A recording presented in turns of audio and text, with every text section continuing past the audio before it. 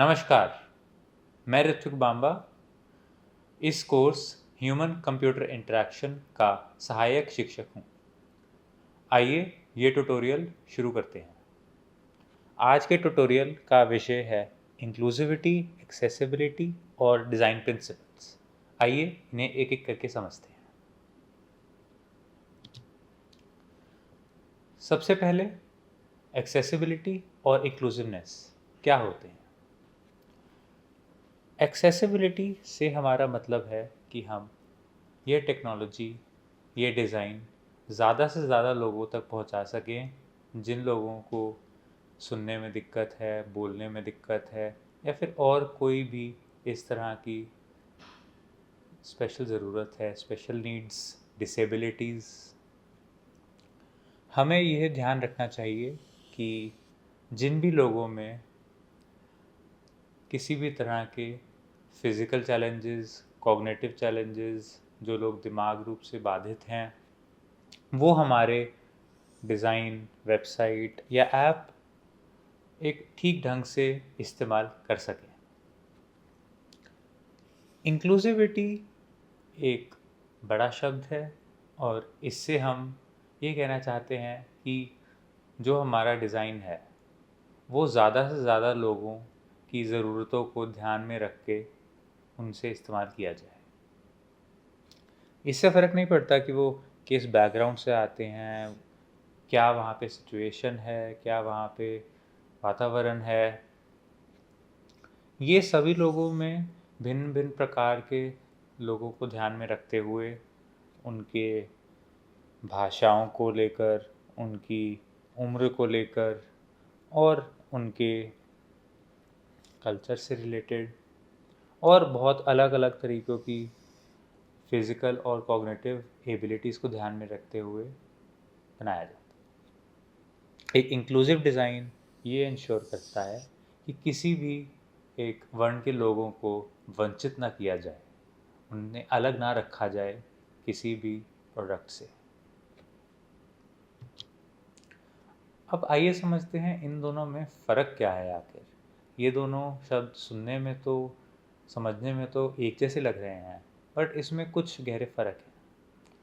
जैसे इंक्लूसिवनेस जो है वो हमारा जो इस्तेमाल करने का तरीका है, यूज़र एक्सपीरियंस है, वो बेहतर करने में विश्वास रखता है उन सभी लोगों के लिए जिनके लिए किसी भी आसान से आसान चीज़ को करना मुश्किल है। जैसे जो लोग सुनने में बाधित हैं, बोलने में दिमागी रूप से पीड़ित हैं, उनके लिए ये बहुत अलग अलग तरीके की ज़रूरतों को ध्यान में रखते हुए सोचा गया है, जिसमें हमारा, जैसे हमने पहले बताया कि उम्र, भाषाएं आदि को ध्यान में रखते हुए बनाया जाता है। जबकि एक्सेसिबिलिटी एक अलग शब्द है जो जिन भी लोगों में किसी भी तरह की दिमागी रूप से बीमारी हो, उनके लिए उसे आसान बनाया जाए यूज़ करना। जो शारीरिक रूप से पीड़ित हों उनके लिए आसान बनाया जाए। ये अलग अलग दिव्यांगों के लिए बनाया जाता है। अब जो इनमें सबसे बड़ा फ़र्क है वो है इंक्लूसिवनेस सभी के लिए होता है, ज़्यादा से ज़्यादा लोगों के द्वारा यूज़ किया जाए, जबकि एक्सेसिबिलिटी सिर्फ एक छोटे सेट ऑफ जो लोग हैं उनके लिए है, कम लोगों के लिए बनाया जाता है जो भी हमारे दिव्यांग जन हैं। आइए कुछ उदाहरणों से समझते हैं कि एक्सेसिबल डिज़ाइन क्या होता है। आप सभी ने YouTube यूज़ किया होगा, तो YouTube में आपको एक विकल्प मिलता है जिससे आप एक ट्रांसक्रिप्ट देख सकते हैं। वीडियो में जो भी बोला जा रहा है वो आपके सामने लिखा हुआ आ जाएगा। इससे जो भी लोग सुनने में बाधित हैं वो वीडियो को पढ़ के समझ सकते हैं वहाँ पे क्या चल रहा है। ऐसे ही आप में से कुछ लोगों ने वीडियो गेम्स खेले होंगे, उसमें एक कलर ब्लाइंड मोड आता है, जिसमें जो लोग अलग अलग रंगों में भेद नहीं कर पाते, वर्ण भेद नहीं कर पाते, उनके लिए ये बनाया गया है, और ताकि उन्हें खेलने में आसानी हो, इसलिए इस डिज़ाइन को ऐसा रखा गया है। फिर हमारे पास अगला उदाहरण है कीबोर्ड ओनली नेविगेशन। कुछ कंप्यूटर उपकरणों में हम सिर्फ कीबोर्ड यूज़ करके वो ऐप को यूज़ कर सकते हैं, वेबसाइट को यूज़ कर सकते हैं सिर्फ कीबोर्ड की मदद से। जो लोग शारीरिक रूप से बाधित हैं, जो माउस का इस्तेमाल नहीं कर सकते, उनके लिए कीबोर्ड यूज़ करना एक अच्छा विकल्प है। ये उन्हें सभी काम करने देता है कीबोर्ड पे बने हुए शॉर्टकट की मदद से। फिर हमारे पास एक ये कलर कंट्रास्ट ऑप्शंस का भी उदाहरण है। जो लोग ठीक से देख नहीं पाते या पूरा उनका देखना ठीक नहीं होता, उनकी आंखों में कुछ दिक्कत होती है, उनके लिए हमारे पास कलर कंट्रास्ट ऑप्शंस भी हैं, जो क्या करते हैं कि जो भी लिखा हुआ है उसको अच्छे से उभर के वो पढ़ने में आता है, ताकि लोगों को पढ़ने में आसानी हो, और जिन लोगों को पढ़ने में दिक्कत होती है उनको भी वो आसानी से पढ़ा जाए।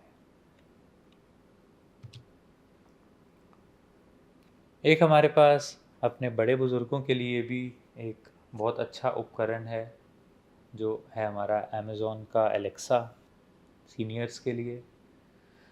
ये सभी बड़े बुज़ुर्गों के ज़रूरतों को ध्यान में रखते हुए बनाया गया है, और उनको रिमाइंडर सेट कर सकते हैं, अपने घर पे जो लोग हैं उनसे बातचीत कर सकते हैं, अपने परिवार लोगों से बात कर सकते हैं, इमरजेंसी असिस्टेंट्स को बुला सकते हैं, और वो ये सब बिना छुए सिर्फ बोल के, अमेज़ॉनएको को बोल के हम ये काम करवा सकते हैं उससे।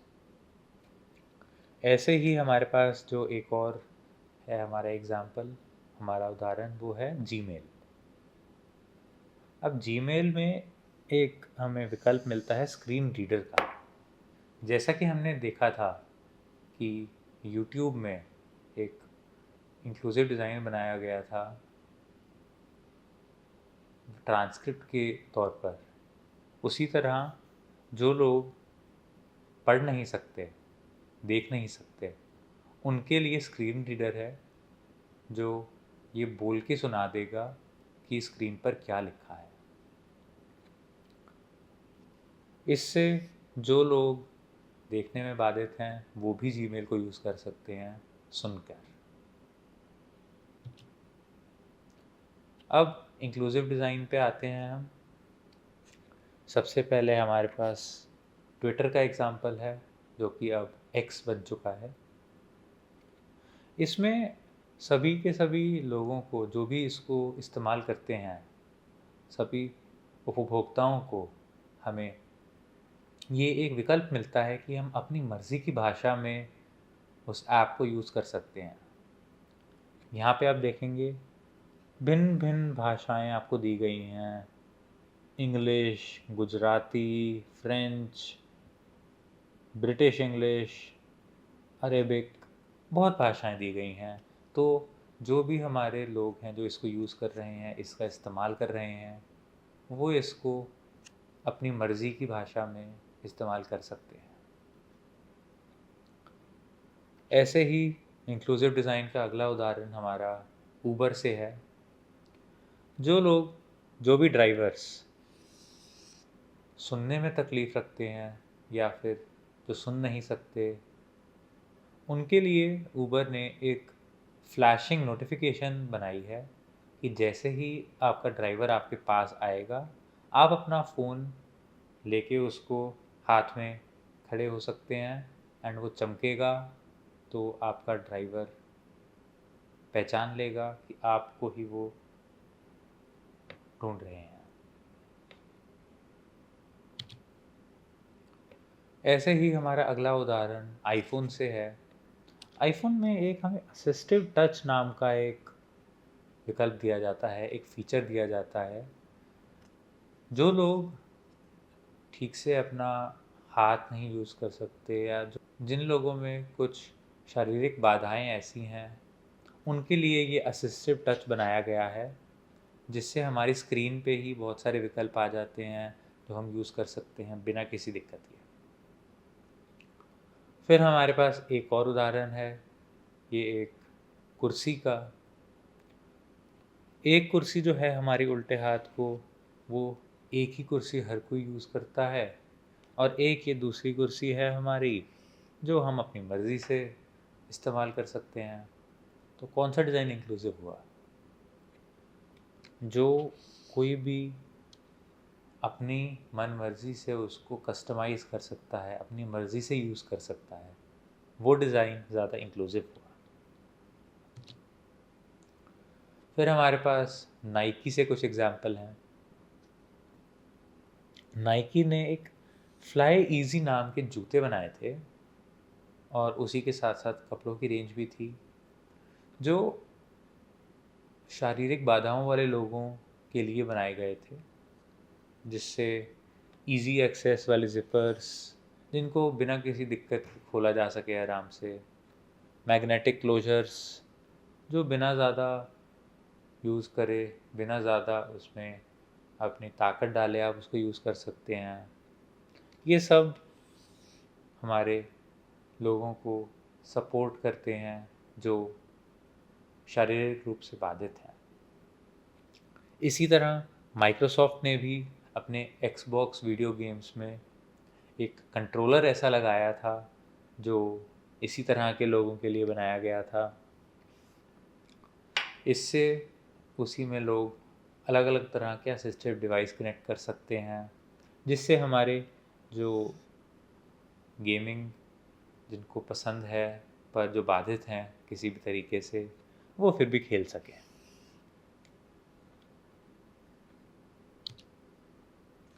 इसी तरह हमारे पास एप्पल में सीरी आती है, जो बहुत ही भिन्न भिन्न प्रकार की भाषाओं में बात कर सकती है लोगों से। वो एक ही इंसान से एक ही समय पे दो दो भाषाएं भी सुन सकती है। अगर मैं कुछ बोलना चाहूँ हिंदी और इंग्लिश में साथ में, वो भी समझेगी। उसे बताने की ज़रूरत नहीं है कि हम अभी हिंदी में बोल रहे हैं, अभी इंग्लिश में बोल रहे हैं। इसी तरह जैसे हमने ट्विटर का एग्ज़ाम्पल देखा था, यूट्यूब भी उसी तरह 100 से ज़्यादा भाषाएं देता है जो उपभोक्ता इस्तेमाल कर सकते हैं, जिससे हमारा जो ऐप है वो ज़्यादा से ज़्यादा लोगों तक पहुँचे, और पूरी दुनिया में लोग इसको अपनी मर्ज़ी की भाषा में सुन सकें, समझ सकें और उसका आनंद उठा सकें। इसके बाद हम आते हैं डिज़ाइन प्रिंसिपल्स पे। हमारे पास 5 मुख्य डिज़ाइन प्रिंसिपल्स हैं, जो कि हैं विजिबिलिटी, फीडबैक, कंसिस्टेंसी, कंस्ट्रेंट्स और अफोर्डेंस। तो चलिए आइए इसको समझते हैं एक एक करके, ये सब क्या है। विजिबिलिटी। विजिबिलिटी का आम भाषा में क्या मतलब है? जो ज़्यादा दिखेगा वो ज़्यादा ध्यान में आएगा, ज़्यादा याद रहेगा। विजिबिलिटी क्यों ज़रूरी है? अगर कोई भी उपभोक्ता, कोई भी लोग किसी फीचर को, किसी विकल्प को ठीक से ढूंढ ही नहीं पाएंगे, तो कैसे इस्तेमाल करेंगे? वो इस्तेमाल नहीं कर पाएंगे, वो परेशान होंगे, और हमारा यूज़र एक्सपीरियंस ख़राब होगा। जैसे एक टीवी का रिमोट, अगर उस पे दिए गए बटन्स वॉल्यूम के, चैनल चेंज करने के, ऑन ऑफ करने के, ये इधर उधर ऊपर नीचे कहीं छोटे से बनाए गए हों, तो इससे हर किसी को एक परेशानी होगी, उसे इस्तेमाल करने में टाइम लगेगा, और वो थक जाएगा उसको इस्तेमाल करके, क्योंकि उसे बार बार वही ज़रूरी चीज़ ढूंढनी पड़ रही है जो ज़्यादा इस्तेमाल होती है, और उसे ऊपर ऊपर अलग से दिया जाना चाहिए। जैसे कि यहाँ आप देख सकते हैं, एक गाड़ी में जो भी हमारे संगीत का कंट्रोल होता है, स्टीरियो सिस्टम होता है, और वो सब साइड में दिया जाता है, और जो भी गाड़ी चलाते टाइम जो इस्तेमाल किए जाने चाहिए फीचर्स, विकल्प, उनको स्टीयरिंग व्हील पे दिया जाता है, ताकि ड्राइवर उसे यूज़ कर सके गाड़ी चलाते हुए, और वो अपना सड़क पे से ध्यान ना हटाए। इसी तरह कुछ पानी के नलकों में आजकल नए सेंसर टेक्नोलॉजीज़ आ रही हैं, जिसमें लोगों में एक परेशान करने वाली भावना आ जाती है कि कहाँ लेके जाएं अपना हाथ सेंसर के पास, कहाँ है सेंसर जिससे पानी आएगा। ये सब मिला के इन दोनों को, इसको एक ख़राब डिज़ाइन बनाते हैं। इसी तरह गाड़ी में ही वापस आते हुए हम देखेंगे कि जो हमारी वार्निंग लाइट्स होती हैं अलग अलग तरह की, वो सब लाल रंग में दी जाती हैं, और इस तरह से दी जाती हैं कि उन्हें देखते ही पहचाना जा सके और ठीक किया जा सके। इसी तरह आईफोन में जो भी हमारी टीवी के रिमोट की तरह ज़्यादा बार यूज़ किए जाने वाले विकल्प हैं, ऑप्शन हैं, उन सब को हमें अलग से दिया जाता है wifi, Bluetooth wifi control centre के माध्यम से। ये काफ़ी ज़्यादा एक्सेसिबल है, हम अपनी स्क्रीन पर ऊपर या नीचे स्वाइप करके उसे ढूंढ सकते हैं। इससे जो भी हमारे ज़रूरत के कंट्रोल हैं, ज़रूरत के ऑप्शन हैं, वो हमेशा हमारी पहुंच में रहते हैं। ऐसे ही iOS, Android, Windows, iOS, macOS, दुनिया के सभी ऑपरेटिंग सिस्टम आजकल डार्क मोड और हाई कंट्रास्ट मोड्स भी देते हैं। हाई कंट्रास्ट मोड हमने पढ़ा था, और हम हाई कंट्रास्ट मोड से समझते हैं कि जो हमें लिखे हुए अक्षर हैं, शब्द हैं, वो ज़्यादा उभर के आएँ और हम उन्हें आसानी से पढ़ सकें। डार्क मोड में एक काले बैकग्राउंड पर सफ़ेद शब्दों से या हल्के रंगों में लिखा जाता है। इससे लोगों की आँखों पे ज़ोर कम पड़ता है और उनके लिए आसान होता है पढ़ना। इसी तरह किंडल, आपसे बहुत लोगों ने किंडल यूज़ किया होगा किताबें पढ़ने के लिए, नॉवल पढ़ने के लिए। उसमें हमारे पास भिन्न भिन्न ऑप्शन होते हैं, विकल्प होते हैं कि हम टेक्स्ट साइज़ को कर सकते हैं अपनी मर्ज़ी से, हमें कितने ज़्यादा बड़े अक्षर देखने हैं, फ़ॉन्ट जो है वो किस तरह का है, स्क्रीन की क्या ब्राइटनेस है, और भिन्न भिन्न प्रकार के हमारे पास विकल्प होते हैं, जिससे जो लोग देखने में बाधित हैं उनके लिए ज़िंदगी आसान रहे। इसी तरह हमारा अगला डिज़ाइन प्रिंसिपल आता है फीडबैक। फीडबैक का सरल भाषा में मतलब होता है, जो भी हमें उपभोक्ताओं से एक उन्होंने हमें बताया कि किस तरह का उन्हें यूज़र एक्सपीरियंस मिला हमारा डिज़ाइन यूज़ करके, इसे बोलते हैं फीडबैक। उपभोक्ताओं को पता होना चाहिए कि जो उन्होंने एक्शन करा वो हुआ है या नहीं। जैसे जीमेल यूज़ करते हुए, जैसे ही आप कोई मेल सेंड करते हैं, वहाँ पे एक हरे रंग का टिक का निशान आता है आपको ये बताने के लिए कि आपका मैसेज चला गया है, आपकी ईमेल सेंड हो गई है। इसी तरह हमारे पास माइक्रोसॉफ्ट लाइव है एक उदाहरण के तौर पर, जो पासवर्ड्स जितने ज़्यादा मजबूत हैं वो स्ट्रेंथ को, पासवर्ड की स्ट्रेंथ को यहाँ पे एक बार के फॉर्म में दिखाता है। जैसे जैसे आप अपना पासवर्ड और मजबूत करेंगे, ज़्यादा मुश्किल बनाएंगे, वो बार ग्रीन होता जाएगा, हरा होता जाएगा। विंडोज़ में ही हमारे पास एक विंडोज़ नरेटर का भी स्क्रीन रीडर ऑप्शन है, जो फीडबैक में हमारी मदद करता है, जो देखने में बाधित लोगों को हमारे सिस्टम से इंटरेक्ट करने में, उसको इस्तेमाल करने में मदद करता है। इसी तरह आईफोन के कीबोर्ड में जब भी हम कोई अक्षर दबाते हैं, हमें एक टच सा मिलता है, टैक्टाइल फीडबैक मिलता है, हल्की सी वाइब्रेशन फील होती है, ये बताने के लिए कि हमारा जो अक्षर लिखा गया है वो कंप्यूटर ने पढ़ लिया है। इसी तरह माइक्रोसॉफ्ट में ही वर्ड, उसमें अगर हम किसी भी शब्द की स्पेलिंग गलती से कुछ और लिखते हैं जो वो नहीं है, तो उसके नीचे एक छोटी सी लाल रेखा आ जाती है। इसी तरह अगर कोई स्पेलिंग मिस्टेक की जगह कोई ग्रामेटिकल मिस्टेक है, तो उसमें लाल की जगह नीली रेखा आ जाएगी।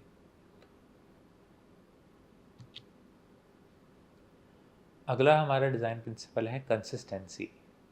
कंसिस्टेंसी का सरल मतलब होता है जो हमारा डिज़ाइन है वो पूर्णतः समान रहे, हर जगह एक ही डिज़ाइन का प्रिंसिपल। और ये क्यों ज़रूरी है? इससे हमारे जो भी यूज़र हैं, जो लोग हैं इस्तेमाल कर रहे हैं, वो ये देख के बता सकते हैं कि किस तरह से चीज़ें काम करेंगी, जिससे हमारा उसे समझना और याद करना आसान हो जाएगा। जैसे ज़्यादातर ऐप्स में, कंप्यूटर एप्लीकेशंस में आपने देखा होगा, पीछे जाने के लिए उल्टे हाथ को ऊपर एक तीर का निशान बना होता है बैक जाने के लिए।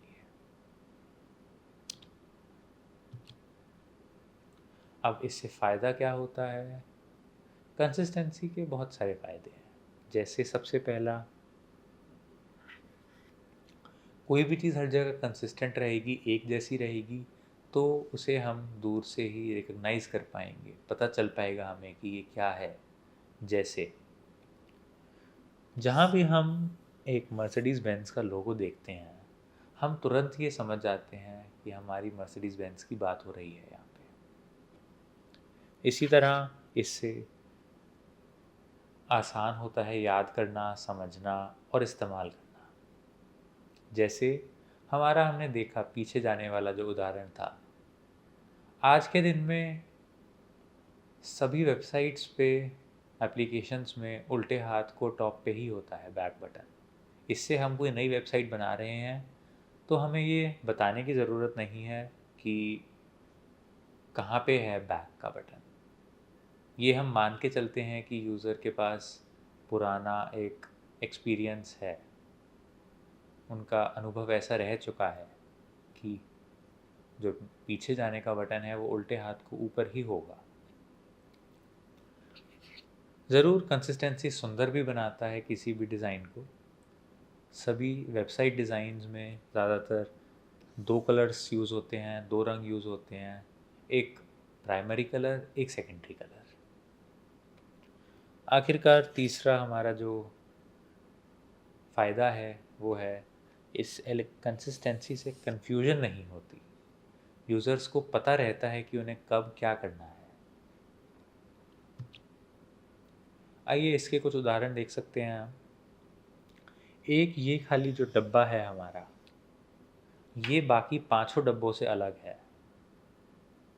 इसमें आप देखेंगे सीधे हाथ को निशान है, इसमें भी, इसमें भी, इसमें भी, और यहाँ तक कि इसमें भी। जबकि एक ये जो पीले वाला है डब्बा, इसमें एक उल्टी दिशा में दिया गया है तीर। अगला डिज़ाइन प्रिंसिपल है हमारा कंस्ट्रेंट्स। कंस्ट्रेंट्स का मतलब होता है रोकना, कंस्ट्रेंट करना, इतने सारे विकल्पों को कम करना ताकि लोगों में एक कन्फ्यूजन की भावना ना पैदा हो। ये दो तरह के होते हैं, फिज़िकल और साइकोलॉजिकल, असल में एग्जिस्ट करने वाले और दिमागी रूप से एग्जिस्ट करने वाले। ये क्यों ज़रूरी है? जब हम यूज़र्स को लिमिट कर देते हैं, जब उनको हम बहुत ज़्यादा ऑप्शंस नहीं देते हैं, तब उनके लिए टास्क को कंप्लीट करना बिना गलतियों के ज़्यादा आसान हो जाता है। जैसे कुछ ऐप्स में जब तक आप पासवर्ड को इतना मुश्किल नहीं बनाएंगे, उसमें 8 शब्द नहीं डालेंगे, उसमें एक नंबर नहीं डालेंगे, तब तक वो सबमिट का आपको विकल्प ही नहीं देगा।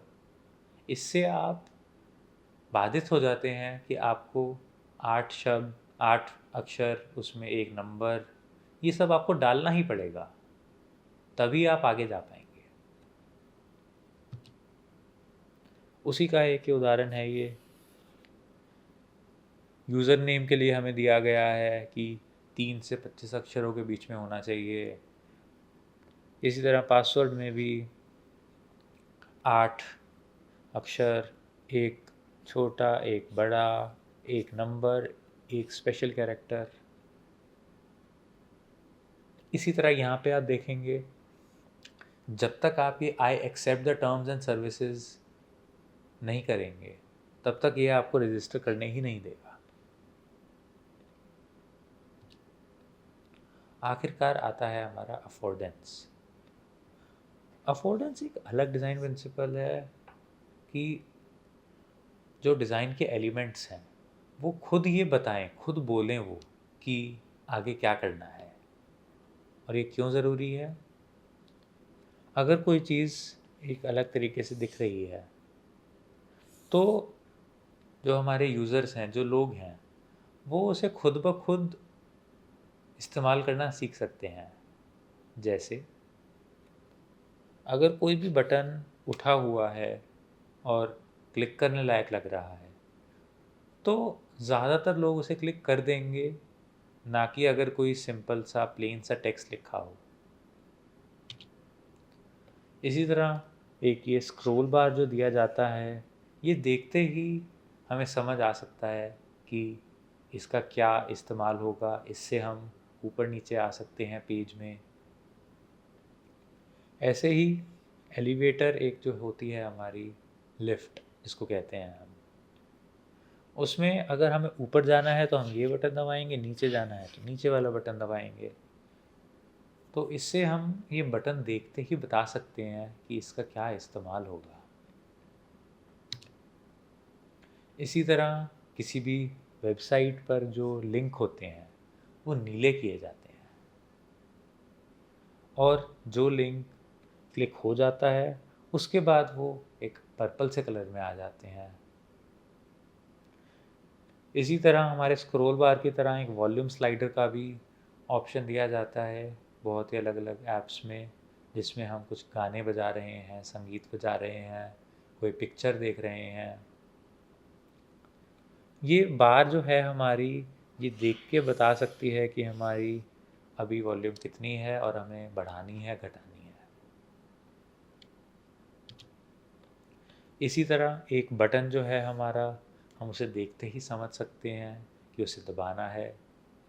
एक दरवाज़ा जो है हमारा, हम उसका हैंडल देख के बता सकते हैं कि हमें उसे अपनी तरफ खींचना है, ना कि धकेलना है। ऐसे ही ये बहुत दरवाज़ों पे आपने इस तरह का एक गोल सा नॉब देखा होगा, ये भी हमें देखते ही बताता है कि हमें इसे घुमाना है, क्योंकि लोगों को पुराने अनुभव रह चुके हैं इस तरह के उपकरणों के साथ, तो उनके लिए इसे इस्तेमाल करना आसान है। इस तरह के स्लॉट जो हैं वो ये बताते हैं कि इसमें कुछ डाला जा सकता है। अब आपके लिए एक इन क्लास एक्सरसाइज दी गई है। हमें ये बताना है कि इन निम्नलिखित जगहों पे कौन से डिज़ाइन प्रिंसिपल यूज़ हो रहे हैं। सबसे पहला है हमारे पास माउस का क्लिक, फिर कीबोर्ड में सेम तरीके से, एक ही तरीके से जो कीज़ हैं उनका लिखा जाना, फाइल ऑप्शन की प्लेसमेंट माइक्रोसॉफ्ट ऑफिस में, एक मिक्सर ग्राइंडर की जो मशीन है वो स्टार्ट नहीं होती जब तक उसमें मिक्सर ना डाला जाए, माउस को एक पेपर वेट की तरह यूज़ करना, और लोगों का कर्सर को फिज़िकल जो हमारी स्क्रीन है उसके बियॉन्ड ना मूव कर पाना। लीजिए थोड़ा सा समय और फिर हम इसको समझते हैं।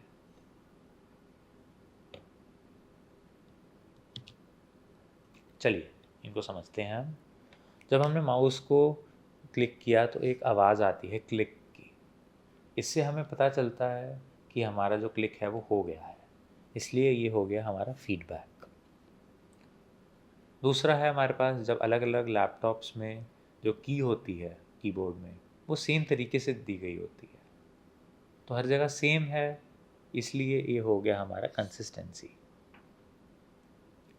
जो हमारा तीसरा है फाइल ऑप्शन, वो अगर टॉप लेफ्ट में दिया गया है माइक्रोसॉफ्ट ऑफिस में, तो हम इसको दो नज़रियों से देख सकते हैं। एक तो कि हर जगह ही वो एक जगह दिया जा रहा है, इसका मतलब है कंसिस्टेंसी। जबकि ऊपर उल्टे हाथ को देखा जाए तो वहाँ पे हमारी आंखें सबसे पहले जाएंगी, तो विजिबिलिटी के अंदर भी आता है ये। इसी तरह एक जो मिक्सर ग्राइंडर है वो चालू नहीं होता जब तक उसमें जार ना लगाया जाए। ये एक उदाहरण हो गया हमारा कंस्ट्रेंट्स का, हमने उसको कंस्ट्रेंट कर दिया, रोक दिया। इसी तरह माउस को पेपर वेट की तरह यूज़ करना एक अफोर्डेंस के उसमें आ गया। और आखिरकार जब लोग कर्सर को मूव नहीं कर पाते फिजिकल स्क्रीन के दूर, वो आ जाएगा हमारा फिर से एक कंस्ट्रेंट्स में कि हम और दूर नहीं जा सकते। ये तो थी हमारी एक्सरसाइज। अब हम आपके लिए कुछ होमवर्क देखते हैं। आपको एयरबीएनबी एक काफ़ी मशहूर एप्लीकेशन है, आप उसको देखना है आपको स्मार्टफोन पे या फिर इंटरनेट पे उनकी वेबसाइट को, और आपको ये सब चीज़ें बतानी है। फिर उनका टारगेट यूज़र बेस, वो किन लोगों को टारगेट करते हैं, वो कौन है। फिर हमें एयरबीएनबी के वेबसाइट को डिज़ाइन प्रिंसिपल्स की तौर पर उसे समझना है, बताना है कि क्या है उस वेबसाइट में ऐसा। और आखिरकार हमें ये बताना है कि वो एक अच्छा डिज़ाइन है या एक बुरा डिज़ाइन है। और फिर हमें ये बताना है कि जो हमारे एयरबीएनबी के डेवलपर और डिज़ाइनर हैं, वो किस तरह एयरबीएनबी को और बेहतर कर सकते हैं उनके डिज़ाइंस को। और जैसे अगर हमें कुछ बेहतर करने का विकल्प देना है तो हम उन्हें लिख सकते हैं या बना सकते हैं एक कागज़ पर, और आप फिर उसे दे सकते हैं। यहीं तक था आज का ट्यूटोरियल। धन्यवाद।